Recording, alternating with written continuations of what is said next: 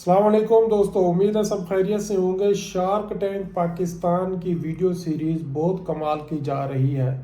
और इसमें हम सब लोगों के लिए लर्निंग के लिए बहुत सारी चीज़ें मौजूद हैं और कमाल कमाल के आइडियाज़ आ रहे हैं बिजनेसेस की शक्ल में और स्टार्टअप की शक्ल में। अगर आप स्टार्टअप पाकिस्तान को फॉलो कर रहे हैं और बिजनेस इन्वेस्टमेंट्स और फंड रेजिंग के हवाले से इंटरेस्टेड हैं तो शार्क टैंक पाकिस्तान आपको आपकी लैंग्वेज में एक ऐसा प्लेटफॉर्म और प्रोग्राम है जो आपकी बहुत सारी कन्फ्यूजन्स को आसान कर देगा और बिजनेस टर्म्स को समझने में आपकी हेल्प करेगा। आज हम यहाँ पे बात करेंगे कि शार्क टैंक पाकिस्तान में बहुत सारे आइडियाज़ आते हैं लेकिन वो सक्सेसफुल नहीं हो पाते। उसके पीछे बहुत सारी रीज़न हो सकती हैं क्यों नहीं सक्सेसफुल हो पाते और बहुत ज़्यादा नाकामी मिलती है उन लोगों को और वो अपना फंड रेज नहीं कर पाते, जिसकी वजह से एक अच्छा बिजनेस आइडिया होने के साथ साथ एक अच्छी प्रोडक्ट और स्टार्टअप होने के बावजूद भी उन लोगों को फंड नहीं मिल पाता। आखिर इसकी क्या वजह है, आज आप लोगों को कुछ ऐसे पॉइंट्स बताऊंगा। अगर आप शार्क टैंक या किसी और प्लेटफॉर्म पे अपनी फंड रेजिंग के हवाले से स्ट्रगल कर रहे हैं तो आप ख़ास तौर पे उन सवालात के जवाब ज़रूर लेके जाएं जो ख़ास तौर पे शार्क टैंक में पूछे जा रहे हैं, या फ्यूचर में आपसे कोई भी फंड रेजर आपका स्पॉन्सर आपसे पूछ सकता है ताकि आपको ज़्यादा से ज़्यादा बेहतर फंड्स और आसान शराइत पे आपको मिल सके।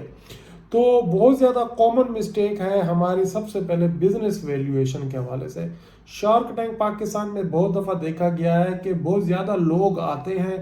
और एक एक्स्ट्रा ऑर्डिनरी किस्म की वैल्यूएशन लगाते हैं और उसमें कोई बिजनेस सेंस नहीं होती, कोई लॉजिक्स नहीं होती, कोई प्रॉपर अजम्पशन सपोर्ट नहीं होती, कोई बिजनेस प्लान एग्जिस्ट नहीं करता, कोई फ्यूचर के रेवेन्यू ग्रोथ, जीपी और एबिटा और बाकी जितने भी नेट प्रॉफिट की रेशोज हैं वो उनके पास मटीरियलिस्टिक नहीं होती। तो इस चक्कर में उसकी बिजनेस वैल्यूएशन बहुत ज़्यादा एक्सपेंडेड होती है, एग्जेजरेटेड होती है, जिसकी वजह से वो शार्क टैंक पैनल को कन्विंस नहीं कर सकते और उनकी वो रह जाती है फंड की रिक्वेस्ट। तो इसलिए आप लोग अगर शार्क टैंक में या फंड रेजिंग में जा रहे हैं तो अपनी बिजनेस प्रोपोजिशंस को प्रॉपरली इवेल्युएट करें और लॉजिकली आप इसके बारे में पूरी डीप स्टडी करके जाएं कि क्या आप जो बिजनेस के लिए वैल्यू मांग रहे हैं क्या आपके बिजनेस की इतनी वैल्यू है। उसके लिए आप अपने हिस्टोरिकल पैटर्न को देखेंगे, करंट पैटर्न को देखेंगे और फ्यूचर प्लान्स को अपने सामने रखेंगे। उसकी बेस के ऊपर आप अपनी बिजनेस को इवेल्युएट करेंगे और उसकी एक्सपेंशन को भी कंसिडर करेंगे। अब उसमें दोनों चीज़ें हैं, ऑपरेशनल एक्सपेंसेस भी हैं और कैपेक्स भी हैं। और डेफिनेटली जब आप कैपेक्स करते हैं तो कैपेसिटी, प्रोडक्शन कैपेसिटी की बात आती है, रेवेन्यू जनरेशन की बात आती है, फ्यूचर कस्टमर्स की बात आती है, फ्यूचर कॉन्ट्रैक्ट्स की बात आती है कि आपके पास कौन सा है। तो ये सारी चीज़ें आपकी बिजनेस प्रोपोजिशंस को स्ट्रॉन्ग करती हैं और आपकी बिजनेस वैल्यू को ऐड करती हैं। तो आप ख़ास तौर पे एक अपनी लॉजिकल अपनी बिजनेस वैल्यू को लेके जाएं और शार्क टैंक के आगे पिच करें या किसी भी फंड रेजिंग इवेंट में अपने आप को एक्सप्लेन करें। जो दूसरी मोस्ट इंपॉर्टेंट बात है वो आपका डेमो और प्रेजेंटेशन है। आप कोशिश करें कि जब भी शार्क टैंक में जाएं या कहीं पे जाएं आप अपनी प्रोडक्ट, सर्विसेज का, स्टार्टअप का, एप्लीकेशन का एक डेमो ज़रूर लेके अपने साथ जाएं। वो वीडियो की शक्ल में होता है, हो सकता है, या फिर आपका किसी हार्ड प्रोडक्ट की शक्ल में हो जाता है। मिसाल के तौर पे अगर आप कोई बिजनेस की बात कर रहे हैं, कोई केमिकल या क्लीनर के बिजनेस में आप मौजूद हैं या किसी किस्म की यूटिलिटी बिजनेस में मौजूद हैं या आप फॉर एग्जांपल सोप शैम्पू के बिजनेस में मौजूद हैं तो डेफिनेटली आप अपनी प्रोडक्ट का डेमो अपने साथ लेके जाएंगे। अगर कोई फूड आइटम है तो रेडीमेड पैक्ड फूड आप अपने साथ लेके जाएंगे, वहाँ पे आप उसको एक्सप्लेन करेंगे। या प्रॉपर अगर कोई प्रेजेंटेशन की फॉर्म में कोई चीज़ है तो आप वहाँ पे अपने बहुत ज़्यादा मॉकअप्स अपने शो करवा सकते हैं प्रेजेंटेशन के अंदर और प्रोडक्ट की स्पेसिफिकेशन बता सकते हैं। तीसरी बहुत ज़्यादा इंपॉर्टेंट चीज़ है कि शार्क टैंक्स किस चीज़ से कन्विंस होते हैं। अगर आप बिजनेस का आइडिया प्रॉब्लम सॉल्विंग का है, सोल्यूशन का है, फ्यूचरिस्टिक है, आइडियलिस्टिक है, इनोवेटिव है, अगर इस तरह की कैटेगरी में अगर आप लोगों का आइडिया एग्जिस्ट करता है और आपकी प्रोडक्ट फॉल करती है, तो डेफिनेटली ये शार्क टैंक को बहुत ज़्यादा कन्विंस करेगा और वो इस चीज़ से बहुत ज़्यादा खुश होंगे कि यार वाकई ये प्रोडक्ट इन्वेस्ट करने के काबिल है और इसको ज़रूर फंड किया जाए। क्योंकि अच्छा idea, futuristic plan, problem solving, vast majority audience को टारगेट करना, ये वो पॉइंट्स हैं जो आपके शार्क टैंक के लोगों को या फंड रेजिंग में स्पॉन्सर को बहुत ज़्यादा कन्विंस करते हैं और वो फंड रेज करने में बहुत ज़्यादा क्विकली वो इस चीज़ पे आ जाते हैं कि okay we are ready to invest. इसके बाद जो अगला बहुत ज़्यादा इम्पोर्टेंट पॉइंट है वो आपका बिजनेस सेंस और आपकी बिजनेस न्यूमेरिकल्स और फैक्ट्स एंड फिगर हैं जो आपके फिंगर टिप्स पे होनी चाहिए। बिजनेस सेंस के हवाले से कि आप अपना बिजनेस चला कैसे रहे हैं और उसके हवाले से आपका जो करंट बिजनेस का डाटा है उसका क्या ब्रेकअप है। अब उसमें बहुत ज़्यादा इंपॉर्टेंट है, अकाउंटिंग रेशियोज आ जाती है, प्रॉफिट रेशियोज आ जाती हैं, हिस्टोरिकल सेल रेवेन्यू आ जाता है, कस्टमर पैटर्न आ जाता है, जियोग्राफिकल एरिया का पैटर्न आ जाता है, जीपी रेशियोज है, नेट प्रॉफिट रेशियो है, एबिटा रेशियोज है। तो ये सारी चीज़ें इंपॉर्टेंट है आपके बिजनेस की वर्थ को समझने के लिए और ये आपको हेल्प करती हैं कि आप वाकई अपने बिजनेस के बारे में जानते हैं,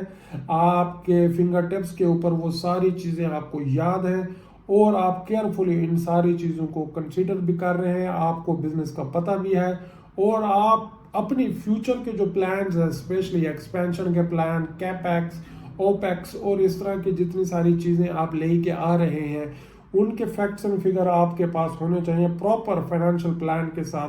तो ये आपका जो फिंगर टिप्स के ऊपर आपकी बिजनेस सेंस, आपके फैक्ट्स एंड फिगर्स जो हैं वो आपको हेल्प करती हैं आपकी फंड रेजिंग को कन्विंस करने के लिए। इसके बाद जो अगला पॉइंट है ना बहुत ज़्यादा इंपॉर्टेंट है और वो है आपका स्टोरी टेलिंग। आप अपनी प्रोडक्ट, आप अपनी सर्विसेज, अपने स्टार्टअप को एक स्टोरी टेलिंग और इंगेजिंग पॉइंट ऑफ व्यू से एक्सप्लेन करें ऑडियंस को, जो खास तौर पे आपके स्पॉन्सर है, पोटेंशियल इन्वेस्टर हो सकते हैं या शार्क टैंक है। तो आप उस हवाले से उसको प्रॉपरली एक्सप्लेन करें और स्टोरी टेलिंग मोड में, ताकि उनको पता चले कि यार ये कुछ चीज़ इंटरेस्टिंग है। आप किसी प्रॉब्लम से स्टार्ट करें अपनी प्रोडक्ट को, ताकि आप किसी सॉल्यूशन को हाईलाइट करें, आप किसी इनोवेटिव आइडिया को हाईलाइट करें, जिससे आपको आइडिया होगा कि यार ये एक प्रॉब्लम की वजह से हमारी प्रोडक्ट ने बहुत ज़्यादा मसाइल को हल किया है। तो इसी तरह की कोई अच्छी स्टोरी टेलिंग आप अपने पास लेके जाएं, प्रैक्टिस करें, उसको डेमो प्रिपेयर करें अपने घर के ऊपर, ऑफिस के ऊपर, before going to any presentation और शार्क टैंक और एनी फंड रेजिंग इवेंट। इसके बाद आपकी अपनी पर्सनैलिटी है, आपने अपनी क्रेडिबिलिटी को वहाँ पे इंश्योर करवाना है, आपने अपनी ऑथेंटिसिटी को वहाँ पे इंश्योर करवाना है। आपके बोलने का अंदाज बताएगा कि यार आप कितने एक सीरियस बिजनेसमैन है, सीरियस स्टार्टअप ओनर हैं और कितने ज़्यादा आप पैशनेट हैं about your business, about your product and service. तो ये वो सारी चीज़ें हैं जो आपको हेल्प करेंगी। और लास्ट में आता है बहुत ज़्यादा इम्पोर्टेंट है, जो शार्क टैंक या पैनल या पोटेंशियल इन्वेस्टर के जो क्वेश्चन है आप उनको कैसे हैंडल करते हैं। ये बहुत ज़्यादा इम्पोर्टेंट है क्योंकि डेफिनेटली अगर आप किसी के पास जाएंगे अपना फाइनेंशियल प्लान लेके, बिजनेस प्लान लेके जाएंगे, तो वो आप लोगों से आपके बिजनेस के बारे में सवाल करेगा। तो जिस टेक्निकलिटीज के साथ वो आपके बिजनेस के सवाल पूछेगा, आपको भी चाहिए कि आप उस टेक्निकलिटीज के साथ उस बिजनेस के सवालों के जवाब ज़रूर दें और वो उसको कन्विंस करने में आपको हेल्पफुल होंगे और ये बहुत ज़्यादा फ्रूटफुल होगा आपके लिए कि वाकई में आपने उसके सवालों को टेक्निकली हैंडल किया, बिजनेस सेंस में आपने आंसर दिया, मार्केट बेस्ड आंसर दिया, जिसकी वजह से वो बहुत ज़्यादा हेल्पफुल होगा आपके पिच के हवाले से, आपकी प्रेजेंटेशन के हवाले से, आपकी स्टोरी टेलिंग के हवाले से। तो वो आपको हेल्प आउट करेगा कि वाकई आपने इस पिच के अगेंस्ट फंड रेजिंग को सक्सेसफुली अचीव किया है, किसी इन्वेस्टर को कन्विंस किया है कि वो आपके साथ बिजनेस करे। तो ये मल्टीपल पॉइंट्स आप लोगों के साथ मैंने शेयर किए हैं। Those are very very important if you are going for any fund raising event, Shark Tank, or any incubation center where you are going to pitch your idea, innovation, problem solving, solution, so it will help you. So आप ज़रूर इस strategy को follow करें और देखते रहिए कमर speaks को आने वाली बहुत सारी वीडियोस में। Thank you.